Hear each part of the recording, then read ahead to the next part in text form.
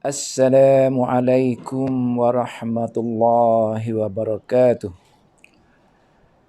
Alhamdulillahi rabbil alamin. Wassalatu wassalamu ala asyrafil anbiya'i wal mursalin wa ala alihi wa sahbihi ajma'in. Rabbi syrah li sadri wa yassir li amri wahlul 'uqdatam min lisani yafqahu qawli. Ahli jemaah Surau An-Nur Bandar Puteri Kelang, rasa rindu, lama tak jumpa. Allah uji kita, dan kita bersabarlah. Wa basyiris sabirin, dan bagilah berita gembira kepada orang yang sabar. Saya tak nak hurai panjang-panjang dalam bab lain. Kita pergi kepada kitab kita. Kitab kita ni Asmaul Husna lah. Asmaul Husna. Kecerdasan berasaskan Asmaul Husna. Muka surat 129 sampai ke 129 pula. 629 sampai ke 637. Panjang tajuk ni. Tajuk dia ialah Asmaul Husna Al-Bar, Al-Walil Muta'alil Al-Bar. Ayat Quran menyebut innahu huwal barrur rahim. Ada bar kat situ. Ada bar. Jadi maksudnya innahu, sesungguhnya, bar, baru tu baik dah. Bar ni makna baik. Kat situ diterjemahkan dengan berbuat ihsan. Rahim tu maha pengasihani lah. Jadi yang kita nak bincang ni Asmaul Bar, yang diambil daripada ayat Quran tu. Jadi bar ni dari segi makna, sebenarnya saya dah baca sebahagiannya dulu masa dekat surau. Jadi Al-Bar ni makna dia kebaikan lah. Kebaikan. Kita kata dalam ayat Quran sebut tu Zahral fasadu bil barri wal bahri bima kasabat aidin nas. Biasa kita dengar kan ayat tu. Telah nyatalah kerosakan di muka bumi ini, iaitu di daratan dan di lautan, dengan sebab tangan-tangan manusia. Bar. Situ daratan makna dia. Dalam makna yang lain pula, bar tadi kebaikan. Dan nama Allah juga Bar, kebaikan. Kalau bur jadi gandum. Silap bagi sikit dah jadi berubah makna bur. Kalau bir pun kebaikan. Bar kebaikan, bir kebaikan. Ayat Quran yang menyebut wa ta'awanu 'alal birri wat taqwa wa la ta'awanu 'alal ismi wal 'udwan. Maksudnya bekerjasamalah kamu, tolong-menolonglah dalam bab kebaikan dan ketakwaan. Jangan kamu tolong-menolong bekerjasama dalam perkara dosa dan pemusuhan. Jadi bir, dari segi makna jelaslah, maknanya berbuat kebaikan. Maksud yang difokus untuk Asmaul Husna Al-Bar ni ialah Allah ni terlalu baik dengan kita. Banyak ihsan dia.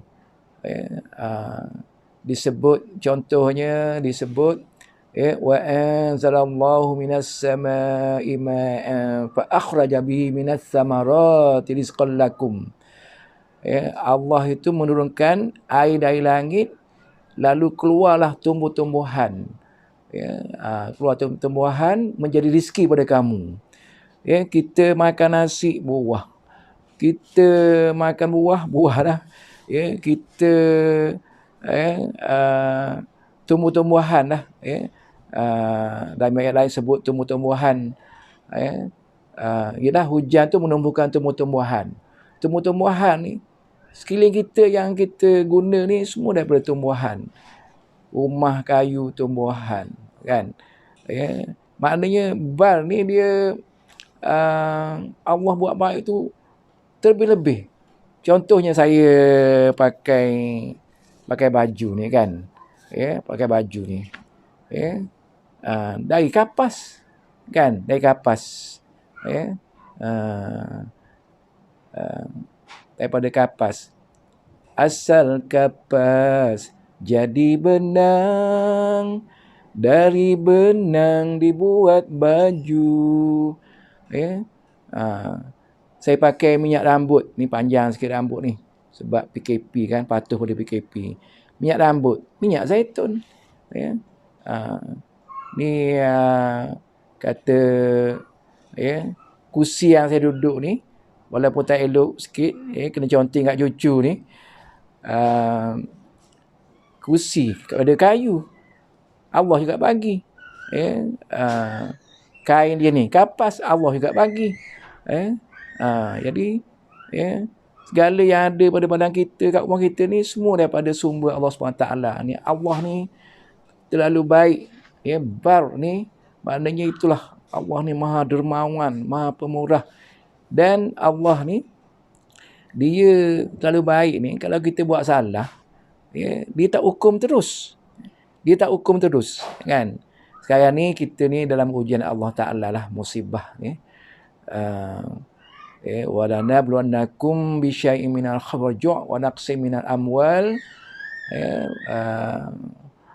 وَالْأَنْفُسِ وَالثَّمَرَاتِ. Kami akan uji kamu dengan ketakutan, kan? Dengan ketakutan, warju' dan kelaparan. Ni alhamdulillah belum lapar lagi lah. Tak tahulah akan datang ni. Kita kena jaga-jaga ni. Wabak ni sampai bila kita tak ada jangka ni. Jadi dari segi ekonomi tu kita kena jagalah. Berjimat cermat. Sebabnya ekonomi kita, ekonomi keluarga, ekonomi rakyat, ekonomi kerajaan pun akan terjejas. Maka kita kena jagalah. Allah akan uji dengan juk, kelaparan, kekurangan buah-buahan, kekurangan pengikut, kekurangan kawan ataupun mana anfus ini, mungkin kawan dah meninggal, keluarga dah meninggal, mungkin pengikut kawan kita dah pergi tempat lain. Wassamarat dan kekurangan buah-buahan akan diuji. Maka kita ni sekarang dia diuji. Tapi yang saya nak sebut tadi tu tentang kita buat banyak dosa tapi Allah tak balas terus, kan? Tak balas terus, kecuali dah melampau sangat, maka Allah akan datang balak lah. Minta kita ni ujian Allah Ta'ala. Balak tu pun memang mana ujian, kan? Dia ada balak untuk ujian untuk memberi pahala kepada kita, kafarah, ada meningkatkan iman kita. Ada juga azab. Azab ni kita minta jauh lah. وَلَنُذِيقَنَّهُمْ مِنَ الْعَذَابِ الْأَدْنَى دُونَ الْعَذَابِ الْأَكْبَرِ لَعَلَّهُمْ يَرْجِعُونَ. Itu maknanya Allah kata, rasalah azab yang dekat ni atas dunia ni. Itu azab lah kalau dosa banyak sangat, melampau, memang Allah bagi azab. Sebelum azab yang besar di akhirat nanti, kan? Supaya apa? Yarji'un, supaya kita kembali kepada Allah. Ni kita duduk rumah ni alhamdulillah. Kita duduk rumah ni kita banyak ibadah lah. Kalau tak buat ibadah juga tak tahulah, kan? Ibadah tu maksudnya berjamaah dengan keluarga, ada zikirnya, ada baca Qurannya, ada baca zikir pagi petangnya, ada duha, ada solat tahajud. Itu kita kalau tak buat juga tak tahulah dalam keadaan Allah. Kita tengok kematian di mana-mana ni, kan? Jadi patutnya kita rasa ini satu peringatan yang besar lah kepada kita, kan? Jadi tuan-tuan, contohnya kalau kita niat nak buat jahat tak kena dosa, tak kena dosa lagi. Tapi niat buat baik dapat pahala dah. Ya. Dan bila kita buat pahala berganda-ganda, itu maknanya bar Allah bagi, ya Allah, ya, kebaikan pada kita tu. Tapi kalau kita buat dosa, malaikat nak tulis dosa tu, kata ketua dia nanti dulu. Tunggu lepas zuhur tak istighfar, tunggu lepas asar tak istighfar, tunggu lepas maghrib tak istighfar, lepas isyak tak istighfar, tak buat apa-apa sampai tidur tak istighfar, barulah tulis dosa tu. Itu makna Allah tu bar, tuan. Jadi dalam kitab kita ni, saya tak tengok kitab pun tuan, kalau kita jadi panjang dah ni, kita nak buat setengah jam lebih sikit je. Adalah beberapa yang cerita yang tentang macam mana kebaikan, apakah yang dia fokus kebaikan atas dunia ni. Maksudnya dah Allah tu bar, kita pun bar jugalah. Tapi bar Allah tu maha bar, maha baik. Kita ni bar sifat baik manusia. Di antara yang dia bagi contoh, kisah Nabi Musa masa turun Sina, diperlihatkan oleh Allah SWT seorang yang lelaki seorang berdiri di Arash. Arash Allah SWT tu, jadi hebatlah. Arash ni Allah Ta'ala yang maha agung, yang agung. Jadi tiba-tiba ada seorang berdiri kat situ. Nabi Musa tanyalah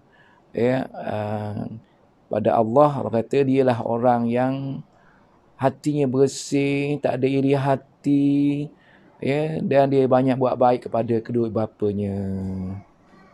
Dia fokus kebaikan kita ni, di antaranya dalam kitab kita ni, tajuk Abbar ni tadi, ialah wabil walidaini ihsana. Ayat Quran sebut kepada kedua bapa kita berbuat baiklah. Jadi keberkatan tu tinggi bila kita buat baik kepada ibu bapa ni. Ridallahu fi ridal walidain. Ridallahu fi ridal walidain. Nabi kata keredaan Allah itu terletak kepada keredaan kedua bapa. Bila Allah redha, kita dapatlah rahmat Allah SWT. Ada orang yang memang dia berjasa pada mak bapak dia. Banyaklah kalau nak cerita. Saya nak cerita satu je. Ada kawan dia AJK masjid saya lah. Dia ayah dia yang sakit tu dia jaga seorang je. Mungkin adik-beradik tu balik tengok sekali-sekala lah. Kata saya tanyalah khabar dia macam mana jaga mak bapak ni. Alhamdulillah Ustaz, sejak saya jaga mak bapak ni mandinya, bersihnya, apa ni, yang sakit terlantar tak boleh buat apa dah. Dia kata murah rezeki. Tengok keredaan Allah SWT. Panjanglah cerita tu. Cuma nak cerita dalam kitab kita ni ada sebut tentang kisah Sayyidina Husin dengan Hasan. Masa dia makan dengan mak dia Fatimah lah, dia tak nak ambil makanan tu. Makan bersama tapi tak nak ambil makanan tu. Jadi mak dia tanyalah kenapa tak makan? Dah kita makan bersama ni kenapa tak makan?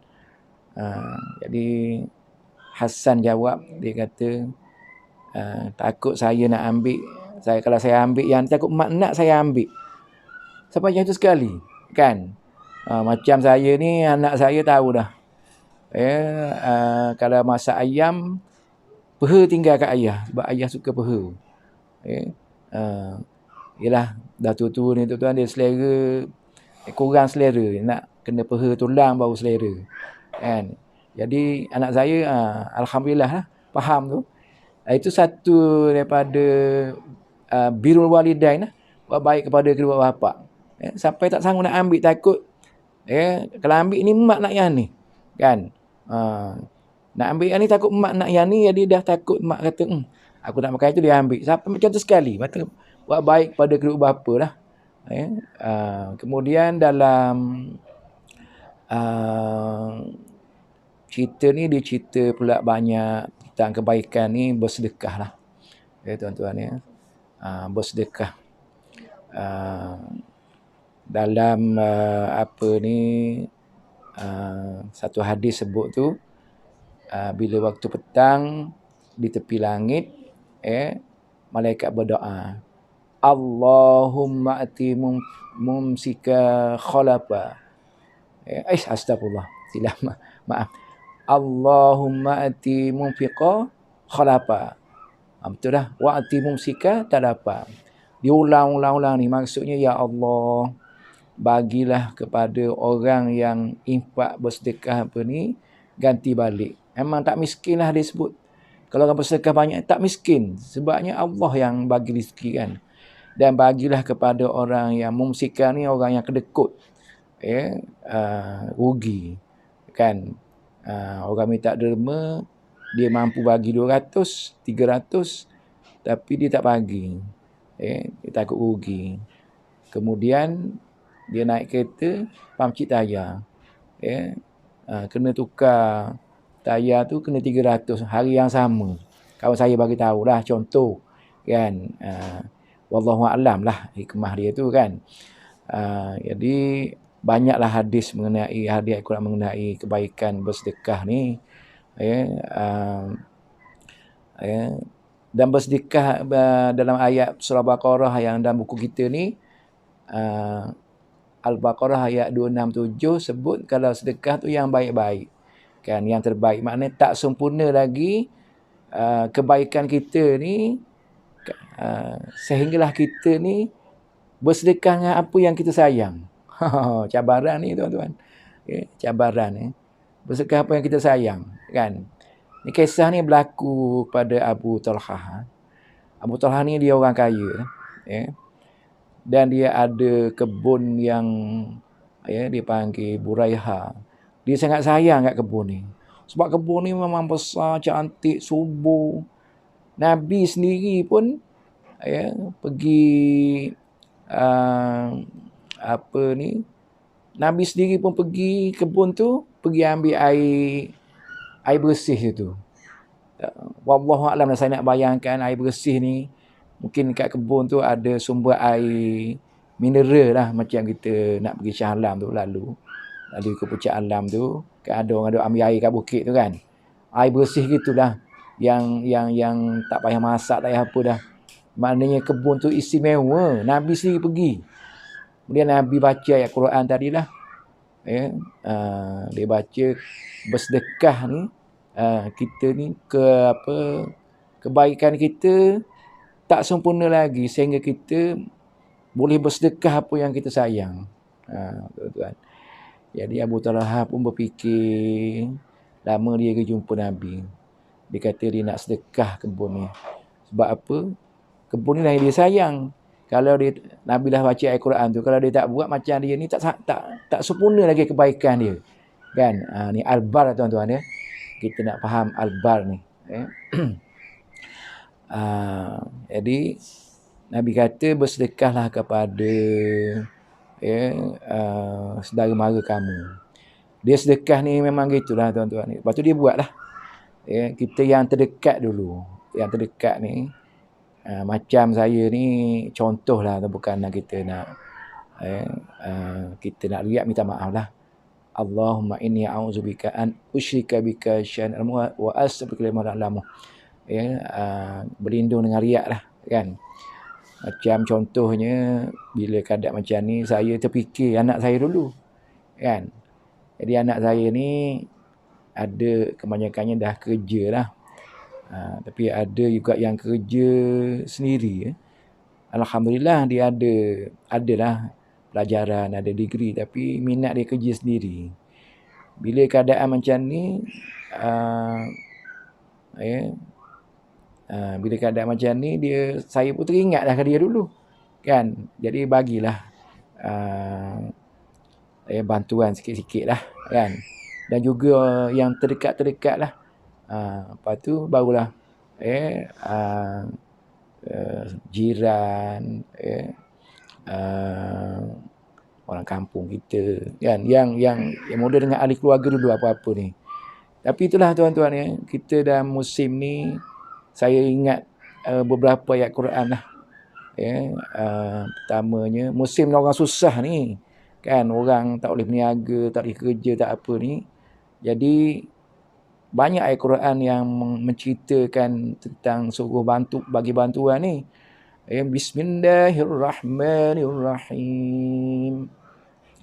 Ara'aital ladzi yukadzibu bid-din fadzalikal ladzi yad'ul yatim wa la yahuddu 'ala ta'amil miskin.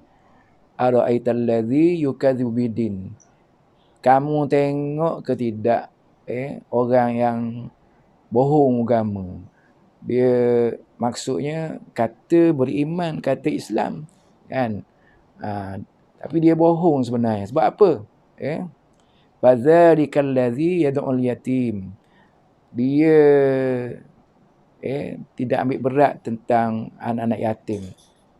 Wala yahuddu ala ta'amil miskin, dan dia ni tak menggalakkan bagi makan kepada orang miskin. Itu satu, kan? Yang satu lagi wa ma surah Al-Balad ni.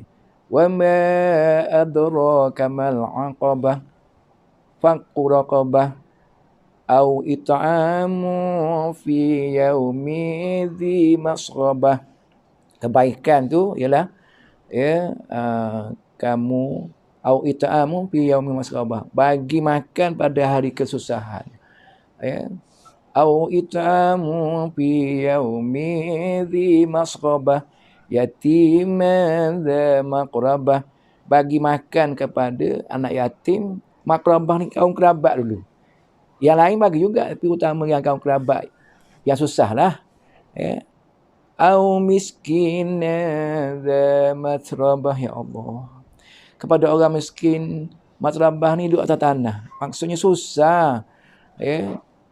Nak bayar sewa rumah, nak bayar bil, nak makan, nak minum, susah. Jadi inilah yang Allah sebut ni, kalau kita tak buat ni, maka kita ni memang dusta agama lah, kata beriman tapi tak bagi. Jadi yang tadi Abu Talha ni dia sedekah yang dia sayang, kan. Jadi kita ni macam mana pun adalah infak kita, kan. Musim-musim macam ni, jangan tak ada langsung, kan. Orang tengah susah ni. Jadi itu bar tadi yang kita nak bincang tentang bar tadi. Jadi tuan-tuan, saya nampak dalam kitab kita ni ada senarai manfaat bersedekah. Tengok pada masa ni ada lebih kurang tak sampai 10 minit dah. Saya nak petik lah yang dalam kitab kita ni. Menurut Al-Samarqandi, menderma atau bersedekah itu membawa 10 kebaikan. 5 daripadanya diperolehi di dunia dan 5 lagi diperolehi di akhirat. Ini galakan bersedekah, tuan-tuan. 5 kebaikan dunia ialah pertama, membersihkan harta kekayaan. Seperti penjelasan Nabi Muhammad, ingatlah jual beli selalu. Ingatlah jual beli selalu disertai dusta dan sumpah. Kerana itu bersihkanlah ia dengan menderma. Kadang ada cakap bohong lah. Ni durian dari Perak lah, dari Pahang lah, apalah. Kadang-kadang tak tentu lagi, kan. Tak payah berapa panjang, nanti tak cukup masa. Baik, maknanya kita kena bersedekah kan, nak bersihkan harta kita yang ada bohong-bohong tu, yang ada sumpah-sumpah tu. Yang kedua, membersihkan diri daripada dosa seperti dinyatakan dalam Al-Quran. Ambillah sebahagian harta mereka sebagai derma bagi membersihkan dan menyucikan jiwa mereka. Khuz min amwalihim sadaqatan tutahhiruhum wa tuzakkihim biha. Itu ayat Qurannya. Maknanya bila kita sedekah tu, bersih hati ni. Harta tak bersih harta, ni bersih hati pula. Kalau tidak, kita ada rasa tamak. Yang ketiga, menolak balak dan penyakit seperti penjelasan Nabi Muhammad. Ubatilah penyakitmu dengan menerima atau bersedekah. Allahu Akbar, tuan-tuan. Penyakit ni dalam kitab kita ni ada sebut kisah Nabi Isa. Ya, Nabi Isa dia berjumpa dengan orang kampung, dia kata ada seorang tu dia ambil upah gosok. Ya, rupanya ada upah gosok baju dah dulu. Tapi dia selalu tak amanah. Dan dia ambil baju tu. Ya, jadi orang kampung ni suruhlah Nabi Isa doa supaya selamatlah barang tu. Jadi maka Nabi Isa pun berdoa lah. Kan, Nabi Isa selamat. Doa tu suruh selamat barang aja, tak hilang. Lepas tu orang yang tukang gosok yang tak amanah ni, dia berehat. Dia nak balik rumah dia tu, berehat di bawah pohon pokok. Kemudian adalah seorang yang betapa ni maksudnya orang yang ibadat lah, berzikir. Dia kata, ada tak roti, dia kata. Aku nak cium bau. Tuan-tuan ya, nak cium bau je. Dia lapar berhari-hari dah. Minta nak cium bau je, supaya hilang lapar sikit-sikit kot. Kita ni kadang orang minta ni, minta RM10. Terus minta RM10 je. Kan? Jadi lepas tu dia bagi makan terus lah. Lepas dapat sekeping, dia berdoa, minta diampunkan dosa orang ni. Lepas tu dah sebab dia rasa bagus doa tu, dia bagi lagi sekeping, doa lagi. Bagi dia sampai 3 keping, sampai doa minta dapat rumah dalam syurga. Lepas tu dia rasa nak bagi balik lah bungkusan ni, kan. Dia pun pergi balik, terjumpa Nabi Isa. Nabi Isa. Nabi Isa minta bungkusan tu. Bungkusan yang jadi kontroversi tu dah, yang maknanya kalau awak balik bungkusan ni, dia tak amanah.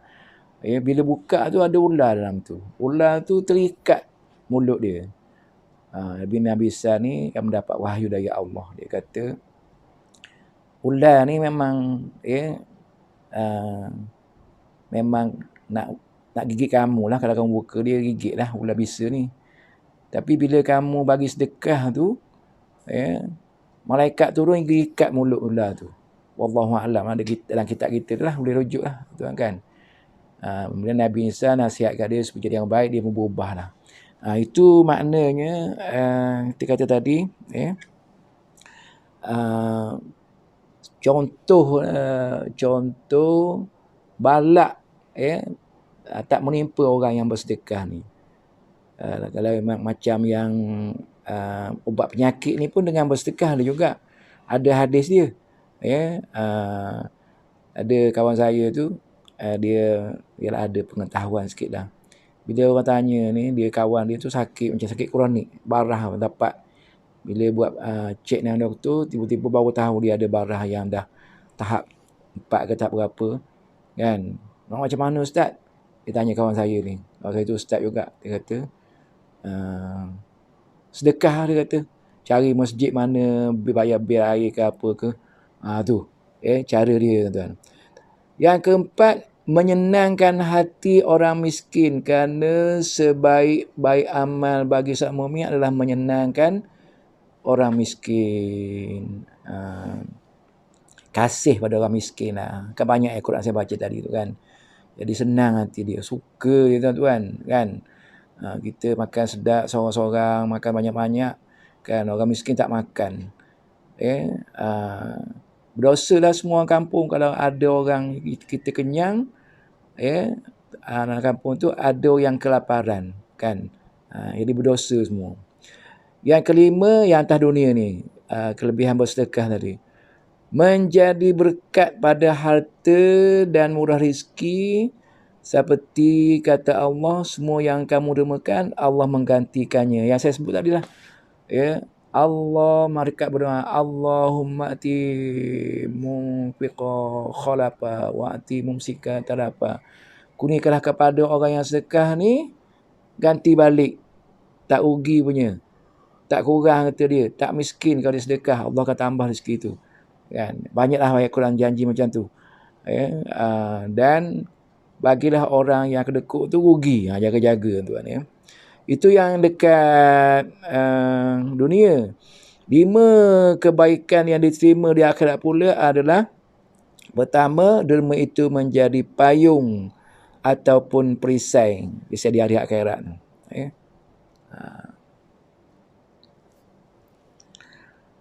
Kemudian tuan-tuan, yang kedua, derma itu meringankan hisab. Allah, hisab ni tuan-tuan, berimpit-impit manusia. Jadi kalau ada sedekah tu, diringankan hisab dia. Yang ketiga, derma itu membersihkan timbangan, memberatkan timbangan amal kebaikan. Macam manalah kita tuan-tuan kan, ahli jamaah surah An-Nur, macam mana kita ni, surah Al-Qari'ah tu kan, yang menyebut tentang mizan tu. فَأَمَّا مَا ثَقُلَتْ مَوَازِينُهُ فَهُوَ فِي عِيشَةٍ رَاضِيَةٍ وَأَمَّا مَنْ خَفَّتْ مَوَازِينُهُ فَأُمُّهُ هَاوِيَةٌ وَمَا أَدْرَاكَ مَا هِيَهْ نَارٌ حَامِيَةٌ. Siapa yang berat timbangan kebaikannya atas mizan tu timbang nanti, kita ni hidup kita ni banyak buat dosa ke banyak buat pahala? Wallahu a'lam. Kita jaga-jagalah. Siapa yang berat timbangan kebaikannya masuk syurga. Aisyatir radiyah, tempat yang direktur itu syurga. Siapa yang ringan timbangan kebaikannya, maka dia masuk dalam hawiyah. Apa itu hawiyah? Api yang membakar-bakar, api yang membara-bara. Jadi bersedekah ni berat timbangan tuan-tuan, bersedekah. Bar tadi yang kita sebut awal tadi, nama Allah Al-Bar tu, innahu huwal barur rahim, yang Quran sebut tu. Allah tu maha baik, maha ihsan, maha bar, dan maha pengasihan. Derma itu yang seterusnya, derma itu memudahkan menyeberang di atas jambatan yang terletak di atas api neraka. Sirat lah ni. Bukan senang sirat tu. Maka dengan bersedekah ni mudahlah, urusan jadi mudah, terus sampai ke syurga lah. Yang kelima, derma itu meninggikan darjat di syurga. Ni amalan tahap tinggi lah kan. Jadi tuan-tuan ni, kita kejar masa ni, saya nak pergi pada yang terakhir lah, iaitu khasiat dia. Khasiat dia. Kan Asma Husna ni ada dia punya kelebihan-kelebihan tu. Jadi untuk yang bar ni, orang yang lumpuh dinasihatkan membaca ya bar sebanyak 202 kali secara berterusan. Setiap hari lah lumpuh. Ini menjadikan tabah dalam menanggung penyakitnya. InsyaAllah sembuhlah kan. Tapi dia jadi sabar. Orang yang ketagih minuman keras juga boleh membaca nama ini. Bacalah sebanyak 700 kali sehari. Dengan izin Allah, Allah menyembuhkannya. Siapa yang ketagih apa-apalah, arak lah khususnya, yang sebut kat sini, tagih dadah pun boleh lah. Apa-apa yang ketagih tu, baca 700 kali sehari. Dia dah baca sendiri. Kita ni nak berubat, pergi rumah perawat syifa ke apa ke, perawat syifa yang baca banyak, kita tak baca. Boleh juga kan, sebab dia dah memang amalan dia, tapi kita amal sendiri tu yang penting kan. Jadi baca 700 kali.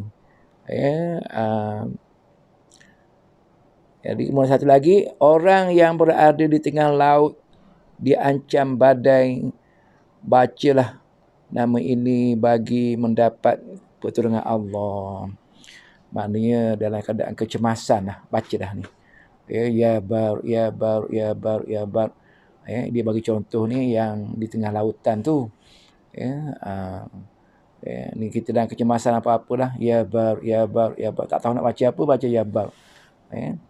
Ah, jadi tuan-tuan kita masa yang terhad ni, itu sajalah. Semoga dapat manfaat daripada Asma' Husna yang 99 ni, Al-Bar.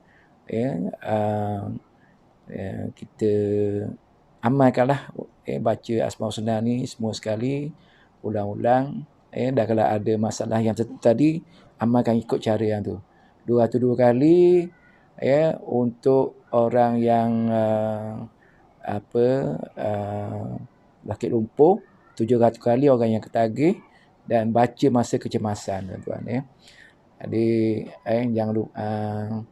jangan lupa berada di rumah, patuh pada PKP, stay at home, happy stay at home, ibadah at home.